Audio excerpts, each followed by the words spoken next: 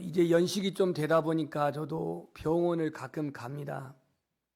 한 4개월 전에 병원에 진단 결과 목 디스크가 왔다는 그런 진단을 받고 이제 치료를 시작을 했습니다. 원장 선생님이 말합니다. 목사님, 그분은 장로님인데요. 첫째도 둘째도 자세입니다. 평소에 책을 볼 때, 핸드폰을 볼 때, 컴퓨터 작업을 할 때 자세가 아주 중요합니다. 어느 순간 자세가 흐트러져 있는 상황에서 그렇게 목 디스크가 왔다라고 말을 합니다. 이 몸의 자세가 중요하다면 여러분, 더 중요한 것은 마음의 자세입니다. 마음의 자세. 스포츠 선수가 폼을 익힙니다. 축구가 됐든 테니스가 됐든 기본기에 그 자세가 충실하게 갖춰졌을 때에 거기서 실력이 나올 수가 있습니다. 그러면서도 더 중요한 것은 그 선수가 가지고 있는 스포츠맨십이라고 하는 마음의 자세, 이게 또 얼마나 중요한지 모릅니다. 오늘 예수님께서는 이제 공생의 말미에 베레아 사역을 하시는데 이 베레아 사역에서 제자들에게 오늘 전하는 말씀입니다. 어떻게 제자의 삶을 살아가야 할 것인지, 제자의 삶의 태도와 자세는 어떤 것인지, 오늘 지극히 작은 한 영혼에게 아버지의 마음으로 대하라고 하면서 오늘 이 본문의 주님은 중요한 말씀을 제자들에게 전하고 있습니다. 오늘 본문을 10절까지 보았는데요, 잘 보면은 두 단락으로 나눠져 있습니다.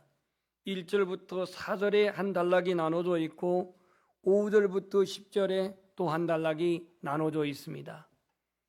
이 본문을 추격하면은 첫 번째 단락에는 인간관계에 대해서 말하고 있고, 두 번째 단락은 하나님과의 관계에 대해서 말씀하고 있습니다.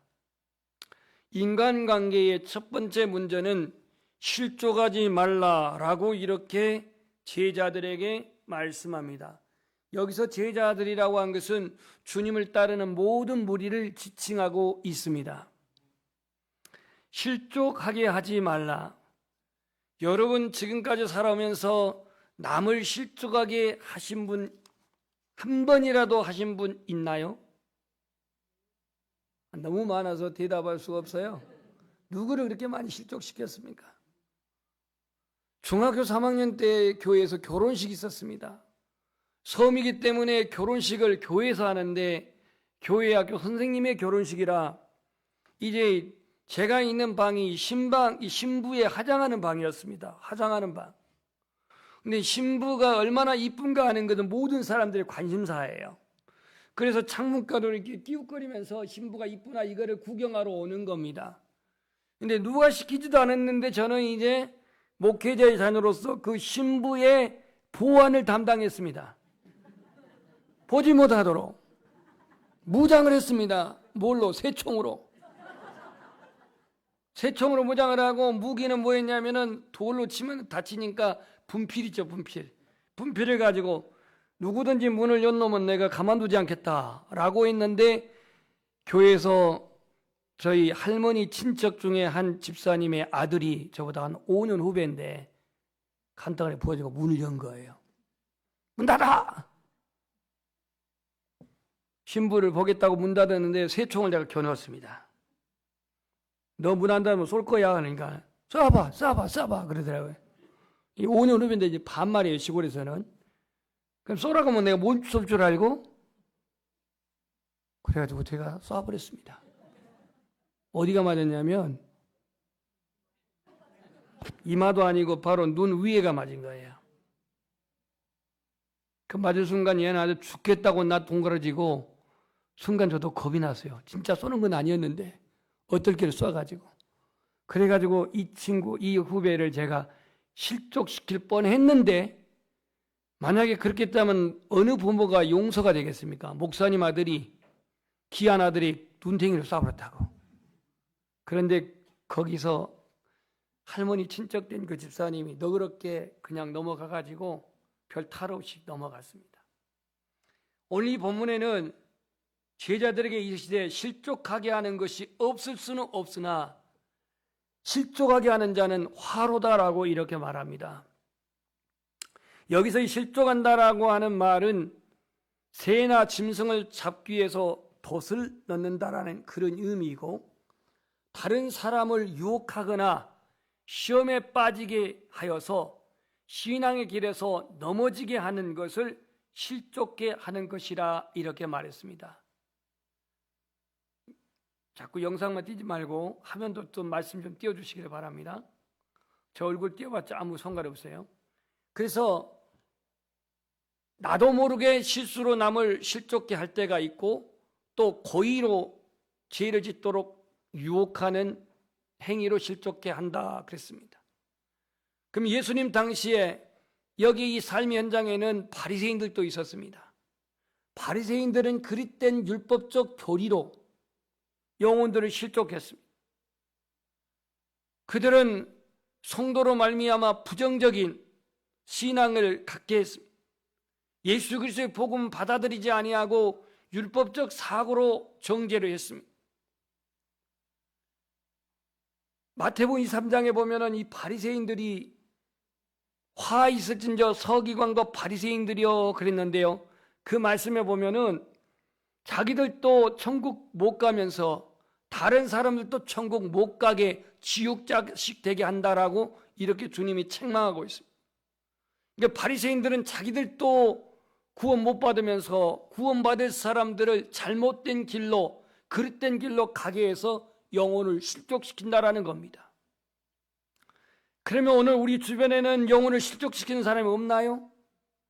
구원파, 신천지, 하나님 어머니 교회, 이러한 집단들은 자기들도 구원에 이르지 못하면서 다른 사람의 구원도 이르지 못하도록 그렇게 실족해 하는 자들임을 알 수가 있습니다.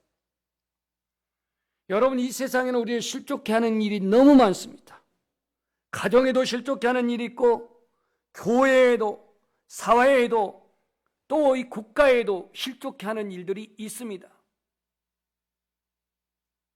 한 주간 우리는 한 10일 동안 얼마나 나라가 어려운 상황을 놓이게 되었습니까? 어떤 지도자의 잘못된 생각이나 신념이 이처럼 국민을 얼마나 힘들게 했던 그러한 한 주간이었습니까? 남을 실족해 하는 자에게는 화가 있을 것이라고 말하는데, 오늘 구체적으로 어떻게 말하고 있냐면 차라리 연자맷돌을 그 목에 매어 바다에 던져지는 것이 나으니라 그랬습니다. 이건 좀 과장법입니다. 여러분, 연자맷돌이 어떻게 생겼냐면요, 둥그렇게 생겼는데 약 3m 정도 됩니다. 지름이 3m 정도 되고 두께가 한 50cm 정도 돼요. 그럼 연자맷돌을 누가 돌릴까요? 말이나 소나 노새나 이 동물이 돌리지 사람이 돌리는 기구가 아닙니다. 근데 이 어마어마한 연자맷돌을 목에 매어 바다에 던지는 건 죽는 겁니다. 이건 과장법인데, 그만큼 주님의 여기서의 강조는 사람을, 영혼을, 작은 자를 실족해 하지 말라, 여기에 강조점이 있습니다. 우리는 때때로 교회 생활하면서 믿음에 연약한 자를 실족하게 할 때가 있어요. 신앙의 연륜이 있는 만큼 신앙의 깊이가 있어야 되는데, 때로는 가벼운 말과 상처받는 말과 비판하는 말과 정죄하는 눈과 이런 일로 인해서 영혼을 실족해 할 때가 있어요. 그래서 실족한 영혼이 교회를 떠나든지 못 나오든지 옮기든지 이런 일들이 일어나고 있습니다. 그래서 야고보서 3장 1절에 보면 야고보서 기자 예수님의 동생 야고보가 말합니다. 사랑하는 형제들아, 많이 선생되지 말라. 말의 실수가 많으니 선생되지 말라라고 말한 건 뭐냐면, 말로 인해서 얼마나 상처를 주고 말로 인해서 얼마나 실족해 하는가를 그렇게 말하면서 주의사항으로 이렇게 말하고 있습니다. 오늘 실족해 하지 말라라고 하는 인간관계에서 이 주님의 말씀은 얼마나 한 영혼이 소중한가를 보여주고 있습니다. 오늘 우리가 실족해 하지 아니하려면 우리의 믿음의 그릇을 키워야 할 줄 믿습니다. 우리 믿음의 그릇을 키워야 돼요. 두 번째, 오늘 주님이 당부한 것은 뭐냐면 용서하라고 하는 말씀을 하고 있는데 너희는 스스로 조심하라. 3절입니다. 만일 네 형제가 죄를 범하거든 경고하고 회개하거든 용서하라. 몇 번이라도 용서하냐면 만일 하루에 7번이라도 내게 죄를 짓고 7번 내게 돌아와 내가 회개하노라 하거든 너는 용서하라. 첫 번째, 실족한다는 것이 우리의 인간의 실수, 또 실족해 하는 것이 나의 신앙의 부재와 인격의 부재 속에서 상대방을 실족해 하는 일이었다고 한다면 회복의 측면에서 용서를 구하고 또 회개하거든 용서하라고 주님 말씀합니다. 몇 번까지요? 7번이라도. 근데 마태복음 보면은 예수님이 뭐라고 했냐면 70번씩 7번이라도 용서하라고 했습니다. 숫자에 제한을 둔 게 아니라 용서에 대한 완전한 용서를 말씀하고 있습니다. 마태복음 18장 22절에 보면은 내가 내게 이르노니 7번 아니라 7번을 70번까지라도 할 것이니라 이렇게 말씀하고 있습니다.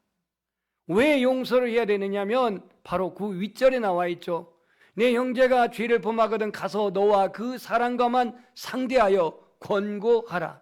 만일 들으면 내가 그 형제를 얻은 것이라. 이렇게 말하고 있습니다. 얻은 것이라. 여러분, 용서가 쉬워요, 어려워요? 어렵습니다. 지도자의 어떠한 그 실족함도 용서하기가 어렵습니다. 나라가 이렇게 좌우로 나눠져 가지고 양분된 가운데 나하고의 생각이 다르고 나와의 어떠한 주장이 다르고 나와의 어떠한 그 목적점이 다르면은 이것을 수용하지 못하고 이해하지 못하고 그냥 적으로 여기는 오늘의 이와 같은 분쟁, 용서하기가 얼마나 어렵습니까? 그런데 오늘 예수님은 그 영혼을 얻기 위해서 회개하며 돌이킬 때 너는 용서하라고 말합니다. 용서하라. 오늘 저와 여러분이 성탄절을 앞두고 2024년을 이제 며칠 앞두고 우리 안에 혹 용서치 아니한 문제로 인해서 성도 간에 형제 간에 아직 치유되지 않는 상처가 있다고 한다면 예수 그리스도의 사랑으로 말미암아 용서하시기를 소망합니다. 이 용서로 말미암아 진정한 회복이 있습니다. 언제까지요? 용서될 때까지 용서하는 것입니다. 70번씩, 7번씩, 70번까지라도 용서하라고 말합니다. 왜냐하면 우리는 부족하고 연약해서 실수도 자주 하고 또 사과도 자주 합니다. 반복된 실수라도 그를 용서하라고 말합니다. 우리는 서로의 약함을 인정해야 합니다. 서로의 부족함을 인정해야 합니다. 넘어지기 쉬운 자임을 인정해야 합니다. 누구나 사람은 완벽하지 않기 때문에 실수할 수가 있습니다. 돌이킬 때, 회개할 때 주님은 언제라도 용서하라고 말씀을 합니다. 두 번째, 오늘 하나님과의 관계. 오늘 하나님과의 관계 속에서 사도들이 말합니다. 여기서 사도들은 12명의 제자들을 의미합니다. 17장 1절 제자들은 주님의 말씀을 듣고 따르는 모든 무리들을 제자로 말했다면 5절에 나와 있는 사도들은 12명의 제자들을 말하는데 이들이 무엇을 주님 앞에 구하는지 우리 한번 따라서 하겠습니다. 우리에게 믿음을 더하소서. 여러분도 이것이 소원이 되기를 바랍니다. 여러분의 기도의 제목이 되기를 바랍니다. 왜냐하면 우리가 세상 살아가면서 이 믿음의 부재, 이 믿음의 결핍, 이 믿음의 그 연약감 속에서 얼마나 우리의 신앙이 많이 흔들리며 갈등하며 넘어진가를 알 수가 있어요. 제자들도 이 믿음이 너무너무 없어서 주님 앞에 책망을 받았습니다. 어찌하여 너희들이 의심하느냐? 어찌하여 두려워하느냐? 언제나 믿음 문제 때문에 제자들이 주님 앞에 책망을 받았던 것을 알 수 있어요. 말세에 믿는 자를 보겠느냐고 주님은 누가복음 18장에 말씀을 했는데요. 오늘 사도들은 따르는 일반 사람보다도 더 믿음이 좋은 부류들이었지만 그래도 자신들의 부족함과 연약함을 알았기 때문에 예수님께 믿음을 달라고 그렇게 요청하고 있습니다. 오늘 주님은 믿음을 달라고 하는 그들에게 예수님이 이렇게 6절에 말합니다. 주께서 이르시되 너희에게 겨자씨 하나할 만한 믿음이 있다면, 겨자씨 하나할 만한 믿음이 있었더라면 이 뽕나무더러 뿌리가 뽑혀 바다에 심겨라였을 것이요 그것이 너희에게 순종하였으리라. 여러분, 씨앗 중에서 가장 작은 씨앗이 겨자씨입니다. 얼마나 작은지 눈에 보일랑말랑할 정도로 작아요, 겨자씨. 근데 이스라엘에 가면 겨자가 아주 많습니다. 봄에 가면 온 들판이 노란 꽃이 피는데 그게 다 겨자꽃입니다. 5년 전에 목회자들 인소라에서 이스라엘 다녀왔을 때도 그때 봄이었기 때문에 온 들판에 겨자꽃이 피어 있는 것을 보게 되었습니다. 그런데 오늘 믿음의 그 분량이 겨자씨만한 믿음이 있었더라면 이 뽕나무대로 뿌리가 뽑혀 바다에 심겨라 하였을 것이요 그랬습니다. 그럼 여러분, 겨자씨는 가장 작은 것이지만 뽕나무는 이스라엘에게 흔해 빠진 그런 나무입니다. 너무 대조적이에요. 그런데 오늘 겨자씨 하나일 만한 여기에 키포인트는 뭐냐면 한번 따라서 하겠습니다. 작아도 생명이 있다. 바로 여기에 포인트가 있습니다. 생명이 있는 믿음이냐 이거예요. 나의 믿음이 생명이 있다고 한다면 거기에는 반드시 싹이 나게 되어 있고 열매가 맺게 되어 있습니다. 생명이 있는 믿음이 있으면 그 믿음이 자라서 나무들만큼 자라서 새들이 와서 깃들인다라고 이렇게 말씀하고 있듯이 오늘 우리는 우리의 믿음이 과연 겨자씨만한 믿음, 생명이 있는 믿음인가를 한번 자신에게 물어보십시오. 이 작은 믿음이 생명력 있는 믿음이 있으면 이 뽕나무더러 뿌리가 뽑혀 바다에 심겨라 하였을 것이요 그것이 너에게 순종하였으리라 그랬어요. 순종하였으리라. 여러분, 우리 안에 뽕나무보다도 더 강한 게 뭐냐면 우리 안에 죄성이에요. 죄성. 이 죄성이 잘 뽑혀지가 않아요. 인간의 부패성이 잘 뽑혀지지가 않아요. 그래서 예수님께서는 사도 바울에게 그 입술을 통해서 뭐라고 말씀하셨냐면 하나님의 말씀은 견고한 진을 파하는 강력이라 그랬어요. 그 우리 안에 이 기질, 변화되지 않은 죄성, 옛사람의 부패성, 이것이 뽕나무와 같이 뽑혀지지 아니한 존재지만 생명력 있는 그 믿음 앞에 이 뽕나무도 뿌리 뽑혀서 바다에 심겨질 정도로 하나님이 우리의 죄성도, 우리의 옛사람 부패성도 믿음이 있는 자에게 그 죄악성을, 그 습관도 다 뽑아내시고 변화를 시키시는 그 믿음이 생명력 있는 믿음 안에 있는 것입니다. 두 번째로 오늘 하나님과의 관계에 대해서 우리는 종의 제자의 자세를 말씀하고 있는데 그게 오늘 7절부터 나와 있습니다. 너희 중 누구에게 밭을 갈거나 양을 치거나 하는 종이 있어. 자, 여기서 종이 밭을 갈고 양을 친대요.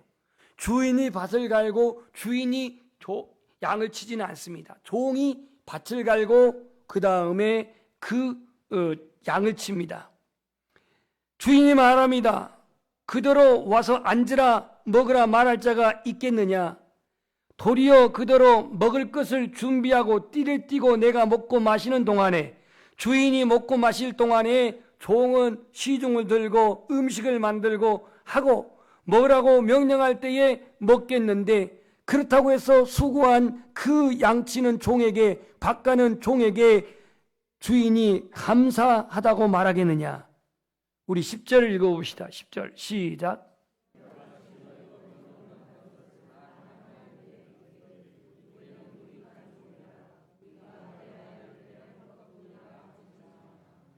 우리가 하나님과 관계 속에서 봉사와 헌신과 충성과 헌신을 했다 할지라도 우리는 마땅히 할 일을 한 것뿐이라고 말하는 것이 종의 자세다 이거예요. 종의 자세.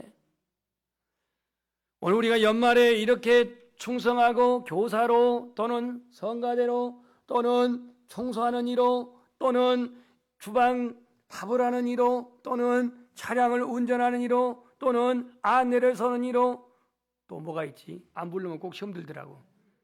이런 봉사를 하는데 오늘 우리는 종의 입지에서 나의 사명을 감당한 것이고 우리는 마땅히 당연히 하여야 할 일을 한 것뿐이라고 말합니다. 오늘날 교회 안에 여러 가지 아픔은 어디서 비롯되냐면 내가 종이라는 삶의 내용을 잃어버릴 때 있어요. 내가 주인이다. 내가 왕이다. 내가 마음대로 하겠다 이거예요. 이런 자세로 갈 때 우리는 믿음 안에 설 수가 없습니다. 우리 한번 고백합시다. 믿음은 하나님 말씀을 듣고 순종하는 것이다. 이 종의 마음을 갖지 아니하면 순종이 안 돼요. 종의 마음으로 순종할 때 믿음이 자라요. 주인 되었던 아람의 이인자인 나아만이 요단강에 7번 씻으라고 하는 엘리사를 직접 말한 것도 아니고 엘리사의 몸종이 와서 말했는데 자존심 상하고 또 기분 나빠서 돌아가겠다고 말합니다. 아니 우리 저 아람에는 지금 말하면 시리아입니다. 이 아람에는 하란에는 무슨 강이 없냐? 그 요단강보다도 구질구질한 요단강보다 깨끗한 그 강이 있는데 그러면서 그는 여전히 주인된 입장에서 나라 가자 돌아가자 라고 그렇게 그는 병 고칠 생각은 이제는 포기하고 돌아가려고 하는데 그의 충성스러운 신하들이 그를 권면합니다. 설득합니다. 아니 요단강에서 그 물 한번 몸 한번 씻는 게 무슨 그 힘든 일이라고 그럽니까? 그 충정 어린 시종들의 말을 듣고 그는 이제 주인의 옷을 벗어요. 나아만의 주인의 옷을 벗어요. 군대 장관의 신분의 옷을 벗어요. 그는 요단강에 들어갈 때 옷을 입고 들어간 게 아니라 모든 몸을 다 벗고 요단강에 들어갑니다. 어찌 보면 자기의 문둥의 수치스러운 모습을 드러낼 수도 있는 거예요. 그러나 그가 주인이 아니라 종의 몸으로 물 위에 들어갔을 때 7번 그가 들어갔을 때에 그의 살갗은 어린아이같이 깨끗하게 되어진 줄 믿습니다. 오늘 우리가 교회에서 오랜 신앙생활을 하고 또 어떠한 직분을 맡았고 항전부서에 있고 이러한 내용이 주인의 의식이라고 하는 교회에 내가 소속된 소속감은 중요하지만 내가 주인의 입장에서 내가 마음대로 하겠다 내 생각대로 하겠다라고 하는 이 생각 속에 우리는 우리의 믿음은 퇴보될 수밖에 없습니다. 우리는 하나님의 은혜를 받기 위한다면 말씀에 순종해야 합니다. 나아만처럼 순종할 때 기적이 체험되어지고 은혜가 주어집니다. 말씀을 순종하는 것이 중요함에도 불구하고 왜 순종이 안 됩니까? 바로 우리가 주인이라고 생각하기 때문입니다. 주인이라고 하기 때문에. 저 아이한테 사과해야겠네요. 내가 너무 크게 해가지고 잠을 깬 것 같아서. 여러분 믿음을 더하고 싶습니까? 그렇다면 오늘 종의 자세를 해보가십시오. 종의 자세예요. 4세기의 성자였던 어거스틴이라는 사람이 그리스도인에게 가장 귀한 덕은 첫째도 둘째도 셋째도 겸손이라고 했어요. 겸손. 그 겸손한 종이 오늘 뭐라고 말하냐면 10절에 너희도 명령 받은 것을 다 행한 후에 이르기를 우리는 무익한 종이라 우리가 하여야 할 일을 마땅히 하여야 할 일을 한 것뿐이라 이렇게 고백을 합니다.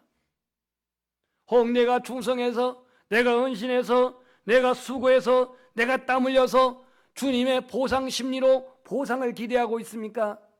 성도는 하나님 앞에 겸손할 때에 은혜를 주시고, 성도는 겸손해야 하나님 명령에 순종할 수 있고, 성도는 겸손해야 이웃을 사랑할 수가 있습니다.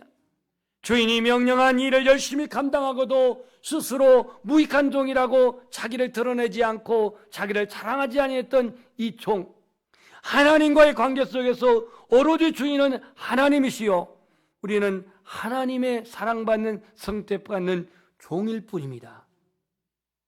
오늘 성탄을 앞두고 이 땅에 인간의 몸을 입고 가장 낮은 자의 자세로서 베들레헴 그 작은 동네의 마구간에 태어나셨던 예수님, 얼마나 그 종의 입장에서 겸손한 모습으로 오셨습니까? 하늘에 그는 하나님이시요 왕이시요 주님이신데 그가 이 땅에 가장 낮은 자의 종의 몸으로 오셔가지고 어린아이를 축복하고 섬기시고 소외된 자를 감싸 안으시고 축복하시고 그 하나님의 사랑을 아낌없이 주셨던 주님, 주님은 의의 종이 된 성도들에게 이 마음의 자세를 오늘 말씀하고 있습니다. 결론적으로 말씀합니다. 오늘 우리는 주님의 종이라는 사실을 다시 기억하십시오. 주님이 나를 부르신 종으로 기억하십시오. 오직 주님께 내가 헌신하며 주님만 높이는 그런 종이 되시기를 축복합니다. 예수님의 제자로서의 오늘 삶의 자세는 첫째, 사람과의 인간관계에서 형제를 실족하게 하지 말라, 이웃을 실족하게 하지 말라.